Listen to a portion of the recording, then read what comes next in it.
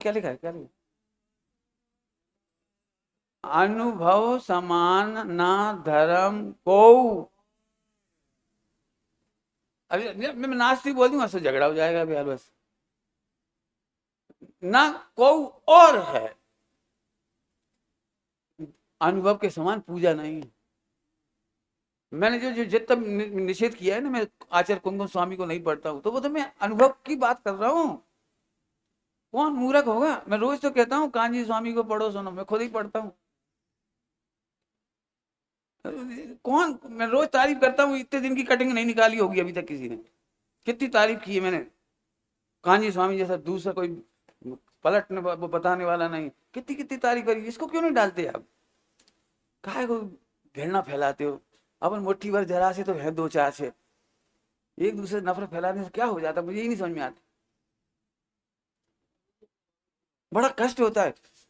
पूरे जिंदगी के प्रवचन सुन ले कोई, और एक लाइन बता दे कि किसी विद्वान की बुराई करी हो, प्रवचन शैली में, इसमें उसमें कहीं कुछ का। अरे मैं ये कह रहा हूँ भैया, इस अनुभव के समान कोई ठोर नहीं है।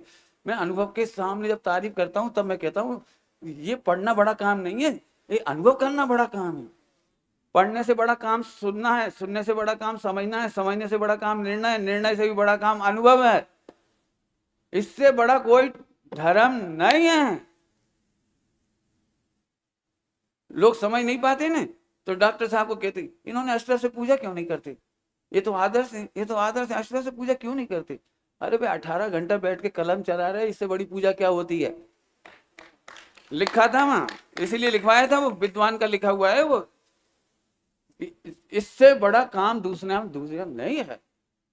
मैं ये नहीं कहता हूँ कि पूजा नहीं करना चाहिए, करो, लेकिन तुम समझो भी तो। 1 नंबर की पूजा बड़ी होती है कि 8 नंबर का आश्रय वाली पूजा बड़ी होती है? और 8 नंबर के सामने सब गौण होते कि नहीं होते? जब शुद्धोपयोग की ओर जाएंगे तो हमें गुरुदेव का पक्ष होगा, समयसार का पक्ष होगा, कि आचार्य कुनकुन का पक्ष होगा, किसका पक्ष होगा?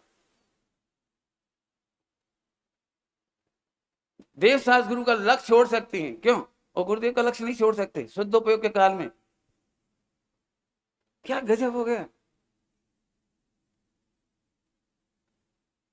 मैं तो बहुत पहले भी कह चुका हूं, अभी फिर कह रहा हूं, अनंत काल निगोद हो मेरा, यदि बाबूजी के खिलाफ, लालू भाई जी के खिलाफ, या किसी के खिलाफ मेरे मन में इतनी सी भी कहीं कड़वास हो। अब ये कह ही सकता हूँ, और तो मैं इससे ज्यादा क्या कह सकता, अनंत काल मेरा मोक्ष ना हो। नहीं चाह के भी कह ही दिया। काय को मन मेले कर रहे जबरदस्ती, एक दूसरे को बता के क्या होगा इससे ज्यादा कि तुम हमें प्रवचन में नहीं बुलाओगे, और क्या होगा? नहीं बुलाओगे समय से जी, और क्या करोगे? मत बुलाओ। हमारे आत्म कल्याण में तो बाधक नहीं हो सकते। गुरुदेव श्री के समय में भी गुरुदेव की एक एक लाइन छाप छाप के बहुत ऊधम मचता था, लेकिन गुरुदेव शांत रह थे।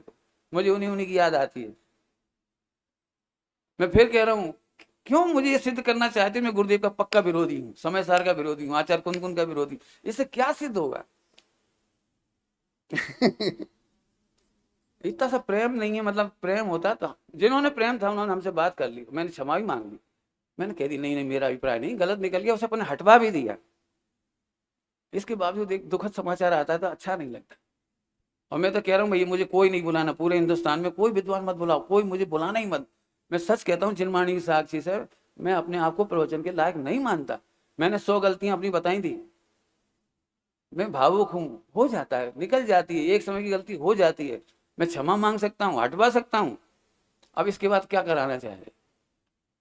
इसका मतलब हमें ऐसा लगता है आप हमें दबाना चाहते हो, अपने से गले नहीं मिलाना चाहते।